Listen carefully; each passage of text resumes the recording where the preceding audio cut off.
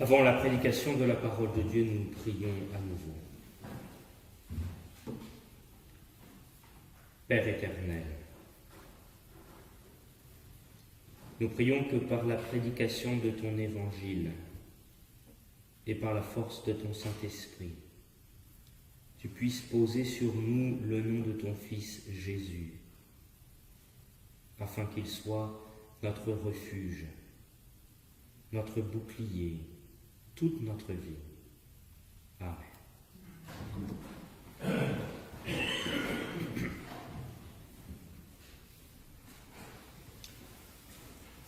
Frères et sœurs, lorsque j'étudiais la théologie, je ne devrais pas trop parler au passé parce que je ne me suis jamais vraiment arrêté, puisque c'est tout à fait passionnant, mais il y a un moment donné, on est sorti de la fac, alors on a trouvé d'autres moyens pour le faire. Et lorsque j'étudiais la théologie, on apprenait un petit peu les différents discours que les chrétiens ont pu formuler pour parler du Christ. Certains discours étaient un petit peu à côté, comme par exemple le discours qui consistait à dire que Jésus n'est qu'un homme, exceptionnel soit, mais qu'un homme, ou comme le discours qui consistait à dire que Jésus était en fait Dieu, mais qui n'avait pas vraiment pris chair, que c'était une apparence. Nous, l'Église a dit que Jésus était vrai Dieu, vrai homme, Dieu le Fils incarné pour nous. Mais parmi tous ces discours, il y a des discours qui furent justes, mais qui ne furent pas repris par les chrétiens des siècles suivants. Et parmi ces discours justes sur le Christ, mais qui n'ont pas été conservés, sauf de manière résiduelle, il y avait ce que nous pouvons appeler une théologie du nom. On parlait beaucoup du nom de Jésus. Et d'ailleurs, dans l'Écriture, par exemple, il y a beaucoup d'attestations sur le fait que le nom du Seigneur est très important. Et par exemple, dans l'Épître aux Philippiens, que vous connaissez peut-être, avec cet hymne magnifique, où on voit comment le Christ est descendu du ciel pour nous, et qu'ensuite il a été élevé dans le ciel, et le Seigneur lui a donné le nom qui est au-dessus de tout nom. Eh bien, j'aimerais un petit peu suivre ce fil du nom que le Seigneur nous donne, et en particulier du nom de Jésus, car il y a là peut-être un fil pour pouvoir nous reposer ce matin dans la parole de Dieu et accueillir toute la miséricorde que Dieu nous fait en Jésus. Oui, dans l'évangile de ce jour, on parle d'ailleurs d'un nom, mais pour nous, on dirait volontiers d'un prénom. On donne un prénom. Et cela me fait penser à quelque chose. Nous cherchons, ou les hommes cherchent, dans leur vie, quelque chose qui serait de l'ordre d'un bien suprême.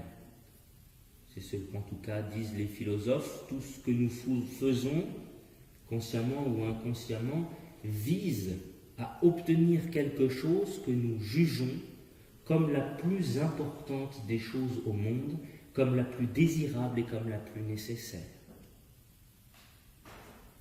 Pour certains, c'est la vérité, d'autres le bonheur, d'autres la justice, d'autres la paix, d'autres aujourd'hui le sens. Montaigne recense à peu près 300 philosophies qui pourraient répondre à cette question. Eh bien, voici que dans cette quête qui est la nôtre, le Seigneur ne nous donne pas un concept, le Seigneur ne nous donne pas un état, le Seigneur nous donne un prénom. Jésus. L'homme cherche quelque chose sans savoir, parce qu'il l'a oublié, qu'il cherche quelqu'un. L'homme cherche à être dans un état sans savoir, parce qu'il l'a oublié, qu'il cherche à être avec quelqu'un. Plutôt que posséder, l'Évangile nous dit de rencontrer, d'être en relation. Et c'est le prénom de Jésus qui ouvre cet espace pour nous ce matin. Un nom qui révèle une personne et non qui indique une idée. Je vous rappelle cette petite anecdote importante pour nous luthériens. Alors je ne sais pas si Luther était le seul à le faire, je ne pense pas, mais vous savez, parfois il y a des pratiques que nous pensons, Luther faisait ça, parce que nous on lit seulement Luther, mais peut-être qu'autour d'autres le faisaient, je ne sais pas. Mais Luther avait l'habitude, quand il écrivait un courrier important, et je vous l'ai déjà dit je crois, en en-tête, il écrivait Jésus, virgule, et après il parle. Inscrire son discours sous l'abri du prénom de Jésus. Ce prénom, ce nom de Jésus, indique donc un échange possible, une relation possible, un je et un tu entre lui et nous et à travers lui entre notre Père et nous. Et peut-être que nous l'oublions, peut-être qu'à force de le savoir, nous cessons de vraiment le croire. Et jeudi dernier, dans l'office de prière que nous avons dans la paroisse le midi, où nous prions pour tout le monde ici et ailleurs aussi, nous avons lu un texte de Luther et on sent bien que pour Luther, la foi, ce n'est pas simplement croire ce que l'Évangile dit en général, mais la foi, c'est croire que l'Évangile est pour moi personnellement. Et je crois qu'en donnant le nom de Jésus, le Seigneur nous dit dans l'Évangile aujourd'hui qu'une relation est possible entre nous et le Seigneur. Une relation, je le dis comme en passant, qui n'a rien à voir avec la familiarité, mais qui a tout à voir avec une juste intimité. Peut-être n'avez-vous pas subi ça, mais lorsque j'étais enfant, on m'a fait chanter, et j'en garde encore des séquelles, Jésus est mon ami, ma star, mon super-héros. J'en garde encore des séquelles. D'abord parce que la musique était horrible, mais parce qu'elle n'était pas juste.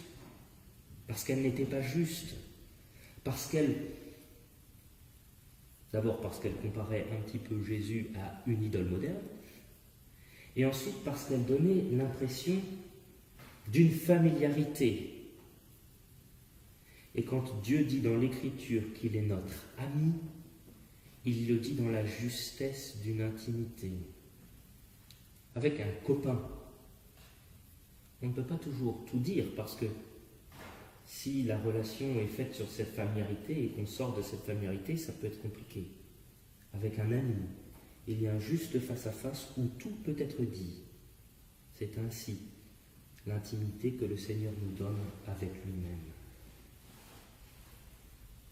Et ce nom, parce que ce nom est un nom biblique, parce qu'il est donné dans l'Écriture sainte, n'est pas comme pour nous une appellation.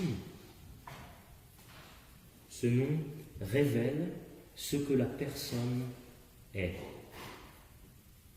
Dans l'Écriture, et vous le voyez par exemple dans la Genèse, donner un nom, c'est l'aboutissement d'un processus qui dit ce que la chose est. Dieu partage ce qui n'est pas partagé, le ciel, la terre, la mer. Il donne une fonction à ce qu'il partage et ce qu'il appelle à l'existence. Et ensuite, il donne un nom. Le ciel, les luminaires. Pourquoi ? Pour marquer les fêtes des hommes. Et puis ensuite, le soleil, la lune. Et ici, en un certain sens, le Seigneur Jésus va, par sa naissance, être séparé du corps de sa mère. On dit qu'il va nous sauver et on l'appelle Jésus. C'est lui qui sauvera son peuple de ses péchés. Mais remarquez-le, ce nom de Jésus, qui signifie le Seigneur sauve, c'est en fait Josué, est explicité par un autre nom. Et cet autre nom est Emmanuel, comme vous savez, Dieu avec nous.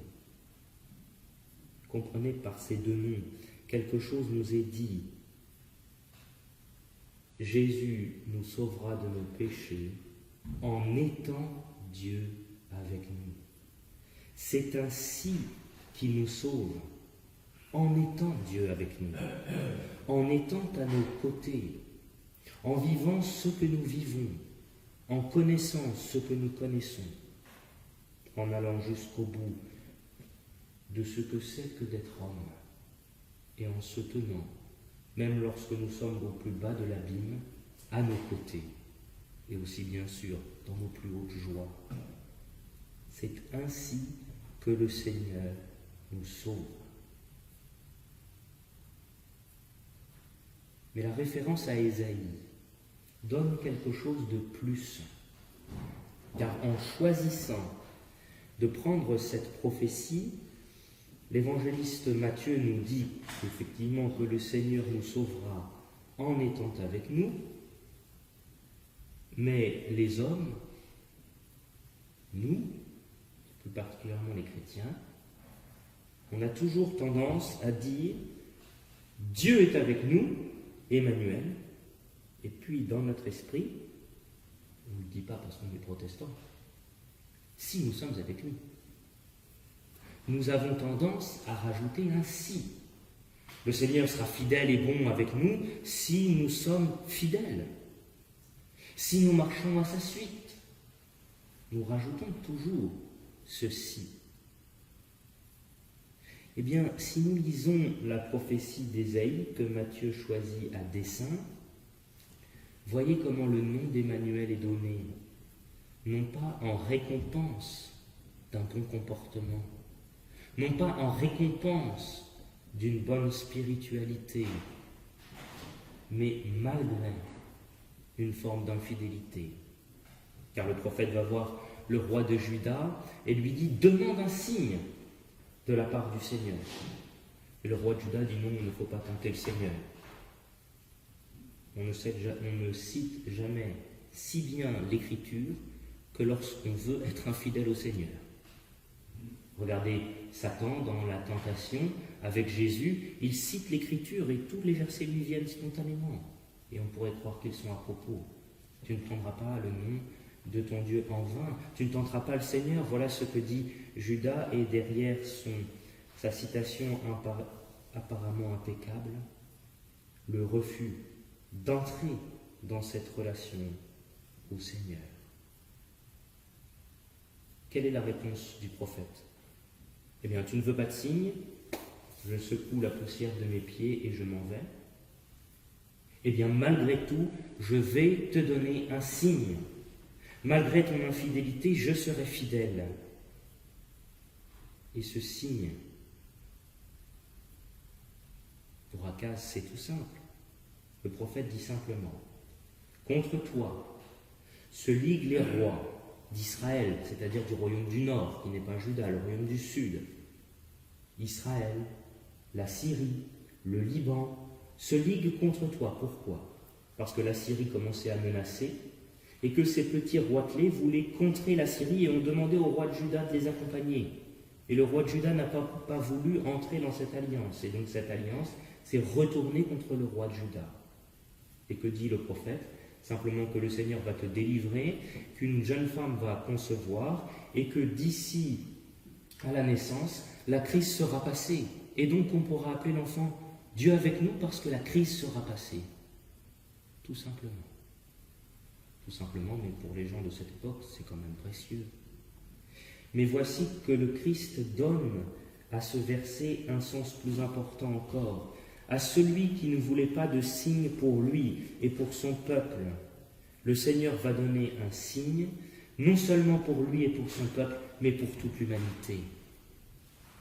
À l'offre d'une grâce particulière, offerte par le Seigneur et refusée par l'homme, le Seigneur va offrir une grâce universelle pour tous les hommes de son propre chef. C'est cela le nom de Jésus. Le nom de Jésus, c'est la miséricorde de Dieu qui surpasse nos infidélités, qui surpasse nos errances, qui surpasse notre ignorance. Le nom de Jésus, c'est la fidélité de Dieu qui nous emporte malgré nous. D'ailleurs, il y a un passage de l'Écriture que j'aime beaucoup et que je voudrais vous citer, qui montre bien le déséquilibre qu'il y a dans l'Écriture. Parce que lorsque je vous ai dit que nous rajoutons toujours un « si », vous pouvez très bien me dire, pasteur, il y a plein de versets dans la Bible qui ajoutent un « si ». Et c'est vrai. Dans les prophètes, il y a quantité de « si ». Mais c'est un moment du discours. Et il y a toujours quelque chose qui l'emporte quand même. Et cela, je trouve, est bien exprimé dans la deuxième épître de Paul à Timothée. Écoutez cela. Cette parole est certaine. Si nous sommes morts avec lui, nous vivrons aussi avec lui. Si nous persévérons, nous régnerons aussi avec lui. Si nous le renions, lui aussi nous reniera.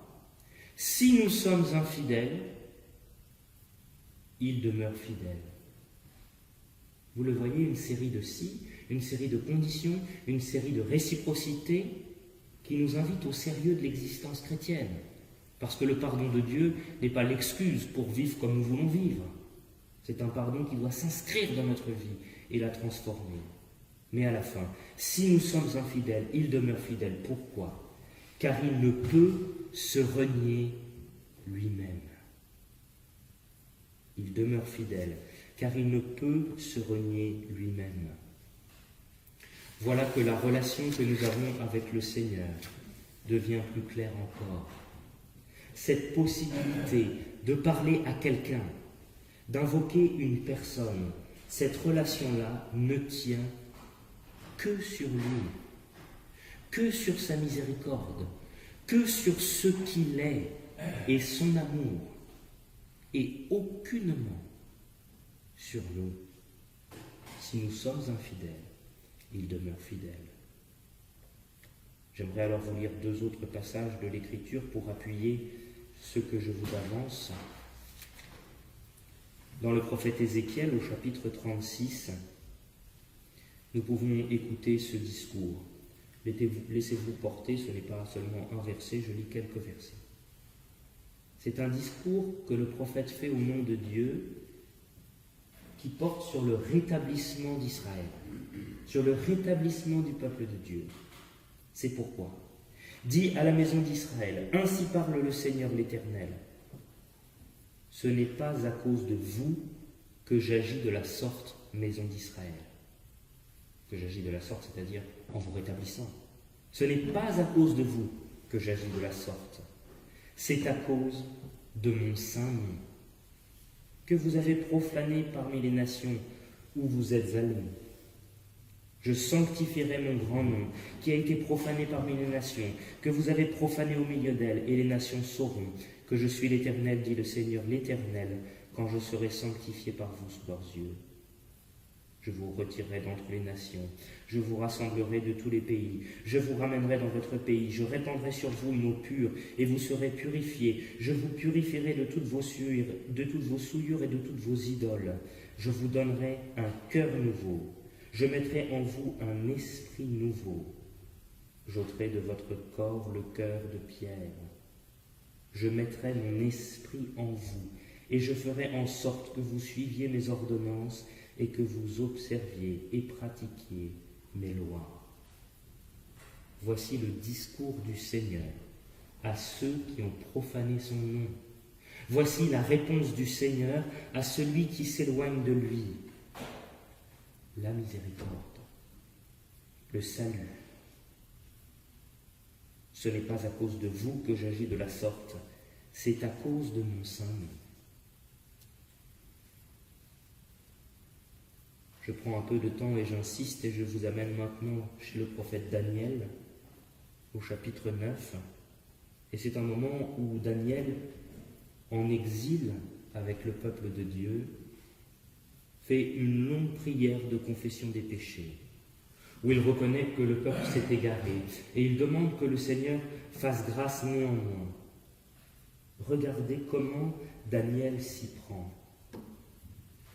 Maintenant donc, ô notre Dieu, écoute la prière et les supplications de ton serviteur, et pour l'amour du Seigneur, Fais briller ta face sur ton sanctuaire dévasté. Mon Dieu, prête l'oreille et écoute. Ouvre les yeux et regarde nos ruines. Regarde la ville sur laquelle ton nom est invoqué. Car ce n'est pas à cause de notre justice que nous te présentons nos supplications. C'est à cause de tes grandes compassions. Seigneur, écoute. Seigneur, pardonne. Seigneur, sois attentif. Agis et ne tarde pas. Par amour pour toi, ô mon Dieu, car ton nom est invoqué sur ta ville et sur ton peuple.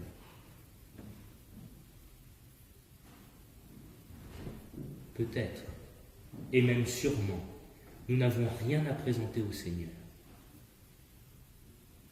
Mais par l'évangile de ce jour, il nous prépare à célébrer Noël en nous donnant le nom de Jésus. Et en Jésus, nous avons tout. Rien ne manque. La miséricorde de Dieu nous emporte, nous pardonne, nous relève. Et souvenez-vous que lorsque Dieu donne à Aaron les mots de la bénédiction que les prêtres doivent répandre sur Israël, et qu'aujourd'hui encore l'Église répand sur ses fidèles, que le Seigneur fasse lever sa face vers toi, etc., etc. Et à la fin, le Seigneur dit « Je ferai résider mon nom sur eux par cette bénédiction ». Alors si nous sommes prêts, en préparant Noël, à reconnaître que d'une manière ou d'une autre dans notre existence, nous sommes comme boiteux de naissance. Nous ne pouvons pas toujours aller là où nous voulons aller, ni aussi vite que nous voudrions y aller. Alors permettez-moi, avec toute l'autorité que donne la miséricorde de Dieu, de vous répéter les paroles des apôtres. Je n'ai ni argent ni or, mais ce que j'ai, je te le donne. Au nom de Jésus-Christ de Nazareth, lève-toi et marche. Sur toi désormais, et posez le nom de la miséricorde et de l'amour de Dieu, le beau nom de Jésus, Seigneur de la vie, Seigneur de ta vie. Amen.